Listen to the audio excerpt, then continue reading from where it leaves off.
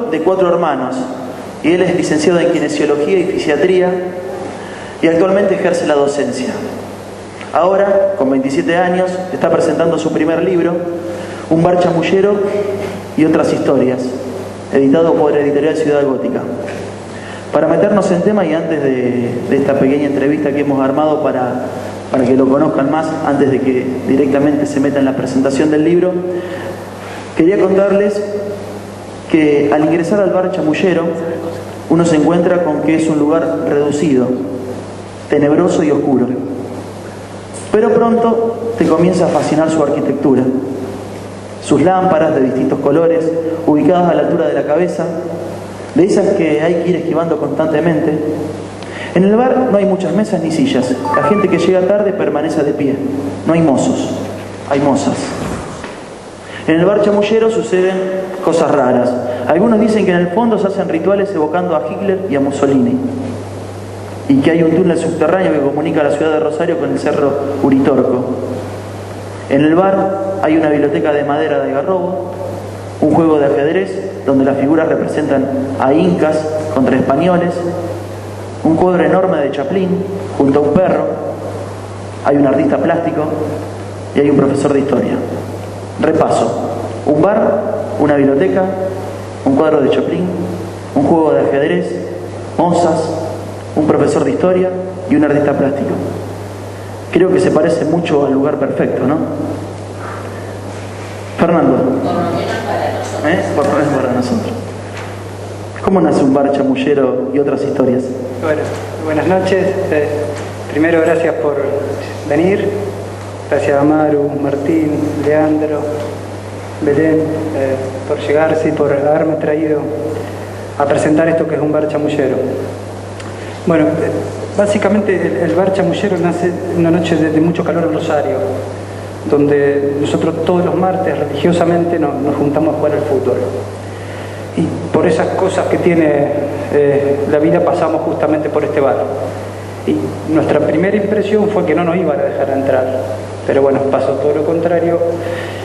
Y estando después de jugar al fútbol, con todas las penosas condiciones que representa jugar al fútbol, nos dejaron pasar. Entonces, yo a partir de ese momento que entré a ese bar, lo que trato es de contar lo que sucede ahí. Si ustedes van al bar, es un bar que existe, que está por calle Corrientes y 9 de Julio, sobre mano izquierda. Es un bar que tiene múltiples actividades: ajedrez, música, jazz, tango. Puede haber gente leyendo un libro, jugando al ajedrez, hablando por hablar. Y a mí me sorprendieron esas cosas, que haya la multiplicidad de voces dentro de un bar. Entonces yo lo que hice fue solamente escribir lo que sucede en el bar, que para mi gusto es un lugar donde hay tiempo justamente para perder el tiempo. A mí me gustan los cafés donde uno pierde el tiempo, y este bar chamullero es un lugar para perder el tiempo. La dedicatoria, primero voy a leer la frase de Eduardo Galeano. Dice: los científicos dicen que estamos hechos de átomos, pero a mí un pajarito me contó que estamos hechos de historias. Ya se va notando por dónde viene el tema de la escritura de Fernando.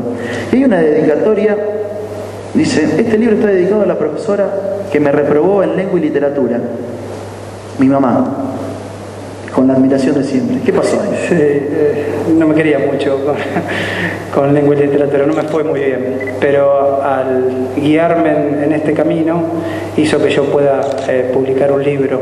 Yo la tuve de docente de primero a quinto año, y en cuarto, quinto año, que es donde uno tiene más la rebeldía, fue ahí donde me hizo llevar la materia, y yo en muestra de mi cariño le dediqué un libro. Marilu, un hijo así que le dedique una canción. Bueno, esta es la tapa de un bar chamullero. Tiene una guitarra, sí, y muchas cuerdas. Sí, generalmente la tapa, lo que intento explicar con la tapa es que las historias pueden ser contadas a través de una guitarra. Y si ustedes observan la guitarra, las cuerdas son distintas líneas, y esas líneas se van hacia arriba y después se entrecruzan con otras líneas, y después se vuelven a cruzar otra vez con otras líneas. Lo que pretendo yo explicar con esta guitarra es que cada línea o cada cuerda representa una historia. Pero si ustedes observan bien la tapa, cada historia se va entremezclando y siendo independientemente entre sí. ¿Por qué? Porque las historias son independientes y dependientes a la vez. ¿Por qué? Porque los personajes buscan una sola cosa, que es saber su verdad, que me parece que es lo más trascendental que tiene el libro, que son personajes que buscan una verdad, y es lo que intento graficar a través de esta guitarra, que puede ir contando las historias, cruzándose y entrecruzándose a través. Hay una guitarra ahí que después va a contar una historia, ¿no? Sí, después va a venir mi hermano, vamos a leer un cuento y va a ir acompañado con guitarra como para hacerlo más armonioso. Bueno, decía, hay 14 historias: fútbol, locura, amistad, amor. ¿Por qué esas historias? ¿Qué significan? Yo creo que, las historias son las que te permiten, por lo menos para mí, mantener el pasado en presente y lo lejano en cercano. Y entonces uno, a través de esta historia, lo que busca es volver continuamente al pasado para reflejar el presente. Yo, con estas historias, particularmente de este libro, lo que pretendo es homenajear. Y cuando digo homenajear, no homenajeo a los personajes que son artistas desconocidos, aquellos que charlan en un asado, en un bar común, aquel de la vuelta de la esquina. Y lo que busco básicamente con eso es homenajearlos. Básicamente es un libro donde hay personajes como, por ejemplo, justamente hablamos del profesor de historia. El profesor de historia es un personaje del primer cuento, que en realidad lo que él dice que es profesor de historia, pero él da clases de consulta justamente ahí en el bar, y es imposible. Pero él está convencido de que tiene que dar clases ahí en el bar. Después la historia de Nancy, que es un personaje del segundo cuento, que es una chica psicótica que espera todos los días a la misma hora y en el mismo lugar a su novio, que nunca llega, pero ella lo espera en su militante espera. La historia de Pacheco, justamente hablando de fútbol, un jugador número 4 que ya las condiciones del cuerpo y la mente no le dan para jugar al fútbol, pero él se quiere retirar por la puerta grande y hace todo como para poder retirarse por la puerta grande. La historia de Scarapone, un alumno que no puede dar un examen porque su club descendió a una categoría inferior. Yo lo que trato es de poner la lupa en esas pequeñas historias que para mí hacen las cosas grandes, por lo menos para mí. También, siguiendo con los cuentos, hay uno que se llama Sensibilidad y otro, El Coronel Gamarra, que describen paisajes que no son de la Argentina. Y el otro día, cuando estábamos en la charla previa, me contaba que esas historias justamente nacieron de viajes. Claro, sí. Hay muchas de las historias que es en base a lo que yo, justamente en la contratapa dice historias que escuché, vi o imaginé en la costa colombiana o en los pueblos más recónditos de Latinoamérica. Son básicamente historias que yo fui creando por los lugares que estuve. Y en la costa de Colombia aprendí el lenguaje que usan los pescadores, que es el lenguaje sentipensante, es decir, sentir con el corazón y pensar con la razón, que según ellos me dijeron que es el lenguaje que dice la verdad. Y yo, en base a lo que he caminado y a lo que he gastado en las zapatillas, busco justamente observar el paisaje, caminarlo y fundamentalmente homenajear a esa gente. Yo soy simplemente un interlocutor hacia la gente más sencilla, por ahí a la que más le cuesta vivir, pero a la que más vale la pena contar, por lo menos desde mi punto de vista. Bueno, una pregunta que la sugirió Maru. ¿Qué lee Fernando Garofalo? Soy muy de Fontana Rosa, Sacheri, García Márquez, pero mi literatura preferida es Sacheri con Galeano, que son los que tienen una sensibilidad especial para mi forma de verlo. Y después lo que me llega a mi mano. Ahora estoy por leer el de un amigo, de Martín, Y bueno, todo lo que me va llegando lo voy leyendo. Soy un lector polifacético, no tengo un género ni una estructura. Todo lo que me va cayendo lo voy leyendo porque yo creo que es un buen lugar para pasarla bien, por lo menos desde mi punto de vista. Bueno, y vamos cerrando esta entrevista para después pasar a la literatura en sí. Y la última pregunta tiene que ver por qué o para quién escribís y qué pretendés con la escritura. Bien, tío, yo trato de escribir, por lo menos desde mi punto de vista, para aquellos que son vírgenes de lectura, es decir, traerlos a este mundo fascinante de la lectura. ¿Por qué? No solamente leyendo mi libro, sino leyendo otros tipos de libros, porque creo que es un lugar donde se la pasa bien y donde te abre caminos y donde te da mucha imaginación. Básicamente escribo para esa gente y para los que más, tratando de captar las historias pequeñas, que son las que suceden acá a la vuelta, en la esquina, en los bares, en una cancha de fútbol. Trato de captar las historias de la gente más sencilla. Una vez escuché que en un congreso que nosotros escribíamos porque el mundo no nos alcanzaba. Y me pareció un buen puntapié, es como que siempre estás imaginando edificios más altos, personas más introvertidas, menos extrovertidas, personas más bruscas, más sencillas. Yo desde mi punto de vista trato de escribir para esa gente, para la gente más sencilla y por ahí a la que más le cuesta vivir o caminar y homenajearlos, nada más.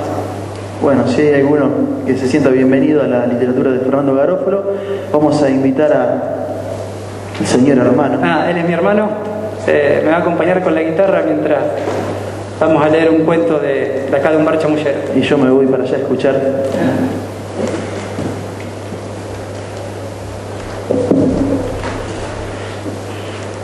Fíjate.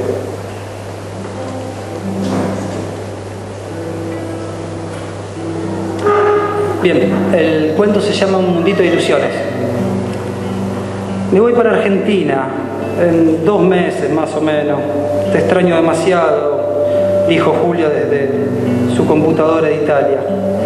Buenísimo, yo también te extraño mucho, le dije con la ansiedad de verla pronto. Nos conocimos en Brasil, en un congreso hace ya 2 años. Ella me sorprendió. Su manera de expresarse frente a la multitud, su estilo tan particular de mover la boca y sobre todo esa mirada que inspira sosiego en aquel que reposa en ella sus ojos. Esos días en la gran ciudad de San Pablo fueron los mejores de mi vida. Fui con la expectativa de asistir a las comunicaciones de grandes profesionales sobre cómo funciona la psique en los pacientes y poder llegar a entender así esa tarea compleja de escuchar a las personas. Ella me pudo. Su postura, sus manos moviéndose en el aire, su tono de voz, su elegancia para articular cada palabra. Aquellos días caminando y perdiéndonos como 2 adolescentes que no tienen brújula ni horario, lo que menos hicimos fue ir al congreso. Nos parecía un desperdicio perder semejante tiempo en otros lados, cuando estando los 2 solos teníamos la sensación de que no hacía falta nada más. Ambos somos psicólogos, con más errores que virtudes. Yo me quedé en la Argentina tratando de crear, innovar y mejorar mi país. Ella se fue al extranjero en busca de un sueldo mejor, de superarse mediante cursos costosos y sobre todo con esa fascinación de vivir en el primer mundo. El último recuerdo que conservo de ella es de antes de partir a mi lugar en el mundo. Nos sentamos en el café del aeropuerto. Ella iba para Italia y yo para Argentina. Los 2 pedimos un cortado. Hablamos largo y tendido sobre lo difícil que iba a ser el tema de la distancia. La falta de lo simple, el no poder disfrutar de los desayunos a la salida del sol, lo complicado que iban a ser los domingos sin su presencia, y en el silencio demoledor de las noches. Esa tarde, antes de tomar el avión, me dijo que estaba cansada de la soledad, que genera estar en un país que no nos pertenece. Habló sobre lo difícil que es estar los domingos sin la familia. Me comentó que no hay sueldo que reemplace una cena con amigos. Para tratar que no sintiera tanto el desarraigo, le pregunté: ¿y con Internet no reemplazás esas ausencias? Internet nos mantiene más cerca cuando estamos lejos, pero nos acerca de quienes estamos cerca. Es importante porque te vas enterando de todo, aunque sea a la distancia, pero el tacto y el olor humano no están disponibles en la red. Tenés razón.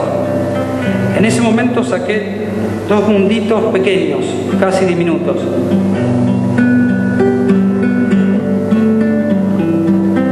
Este mundito, le dije mientras la miraba a los ojos, nos va a mantener en contacto mientras estemos lejos. Cuando sientas la soledad, pensá que allá a lo lejos hay alguien que piensa en vos. Cuando sientas que Internet y el teléfono no alcanzan, aferrate a este mundito, porque este es un mundo de ilusiones, te pertenece, nos pertenece, y voy a hacer lo imposible para que te sientas como debe ser, como una reina.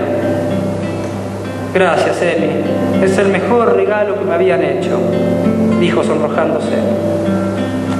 En esos 5 años de distancia me pareció verla en todos lados. Confundía el cabello de otras personas con el suyo. Creía que caminando podía llegar a encontrarla. No hubo una noche ni una mañana en que deje de pensarla. Todo era en vano. Rezar y soñar no hacían que Julia volviera. No pensábamos que iba a ser tan difícil la distancia, pero sin embargo, con idas y vueltas, desencuentros, pudimos superarlo, hasta que por fin decidió regresar a Argentina. Después de tanto tiempo el día llegó. Los dos esperamos ansiosos como cuando éramos niños el regalo de Navidad. Hicimos el recorrido turístico y no turístico por Rosario. Quedó tan impresionada que me dijo: Rosario me hace acordar a Valparaíso. Sus pintadas en las paredes intentando gritar algo, su arquitectura casi magnífica e impresionante. Y lo mejor de todo es el río. El río Paraná es como yo, ¿sabes?, me dijo sin mirar los edificios. ¿Y por qué decís que sos como el río? Quise saber mirándola con cara de extrañeza. El río baja revoltoso buscando el mar. Sabe que está más cerca que antes. Y yo, como el río, algo busco. Aún no sé qué. Quizás algo que esté dentro de mí.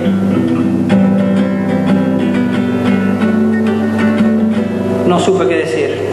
Muchas veces las palabras de ella eran tan justas que no había derecho a réplica. La miré admirándola y le di un fuerte abrazo. Era sábado y como todo fin de semana era lógico ir a comer a un lugar que valiera la pena. Nunca supe dónde llevar a alguien para poder compartir una mesa sin soportar el televisor prendido y sin escuchar el bullicio de los demás, que no hacen otra cosa que entorpecer la charla y hacerla más opaca, menos humana. El lugar era perfecto, magnífico. No había televisor en ninguna sala, las mesas y sillas de años anteriores estaban conservadas como si estuviesen recién sacadas de fábrica. Y si había algo que hacía más armoniosa la noche, era una chica de pelos revueltos despidiendo magia a través de su violonchelo. El cello fue el instrumento que nunca me había llamado la atención hasta esa noche. Su tamaño y los innumerables movimientos que hacía la muchacha para sacarle sonido a esas cuerdas brindaban la sensación perfecta de estar escuchando buena música. Era invierno y hacía mucho frío allá afuera y caía una lluvia tenue. Esto, sumado a la música y el lugar, componían la escena de una película romántica. Mientras concluíamos la cena me dijo: la soledad ha sido mucha. El llegar a casa en un lugar que no es tuyo, un idioma que por momentos se complica hasta para pedir un buen churrasco, el no poder compartir algo tan simple como una botella de vino, fueron cosas que me deprimieron hasta el cansancio. ¿Sabes qué fue lo único que me salvó mientras estaba sola? Me dijo ella mientras jugaba con la boca del vaso. ¿Qué?, le dije mientras observaba sus manos. Tu mundito. Siempre supe que esta era la clase de mundo que me habías hecho imaginar. Un mundo de ilusiones. Dándole nuestra forma, aceptando errores y elogiando virtudes. Yo sabía que allá en el otro continente había alguien que pensaba en mí. que podría tratar de crear un mundo como imaginamos y no el real, por momentos demasiado crudo. Otra vez me había dejado sin palabras. A mí también me hizo muy bien pensar en vos mediante ese objeto inmóvil, que no habla, no grita, pero que significa mucho. En las noches, cuando te extrañaba demasiado, mientras el insomnio se apoderaba de mí, el único remedio era poner ese mundo sobre el escritorio que está frente de mi cama, mirarlo y saber que te sentía más cerca que nunca. Le comenté mientras en aquellas noches no le podía encontrar explicación al porqué de nuestra distancia. Sí, me pasó lo mismo, pero por suerte ahora estamos juntos. ¿Tomamos otro vino? Dale. Fue la mejor noche que había tenido en años. ¿Qué más se podía pedir? Esos momentos quedan grabados y guardados en el alma. El café de la música de calle Santa Fe de Orrego, con sus sillas y mesas, la muchacha con su chelo entreteniendo a las personas, y nosotros dos ahí disfrutando de esos placeres. Era cerca de mediodía cuando me dijo que debía volver a Italia por temas laborales. Yo pensaba y creía que se iba a quedar a mi lado, pero a veces lo que más anhelamos, queremos y pretendemos no sucede. ¿De qué servía tenerla atada? De nada, supongo. Su mundo no estaba acá, su mundo era ese mundo, ese primer mundo. Me dio un fuerte abrazo y se marchó. Al cerrarse la puerta y verla irse, se me escapó una lágrima de hombre. Hace exactamente 5 años, 2 meses y 4 días que la espero, silenciosamente, en el mismo bar, en el Café de la Música. No dejé de ir ni un sábado, como si no faltar pudiera llegar a cambiar algo. Siempre me siento a la misma mesa, aquella que está frente a la galería. Y así, mientras la chica de pelos revueltos empieza a dialogar con el chelo, yo, mirando el reflejo de mi cara sobre la botella de vino, saco el mundito y empiezo a esperarla, a desear que venga mi mundo, un mundito de ilusiones.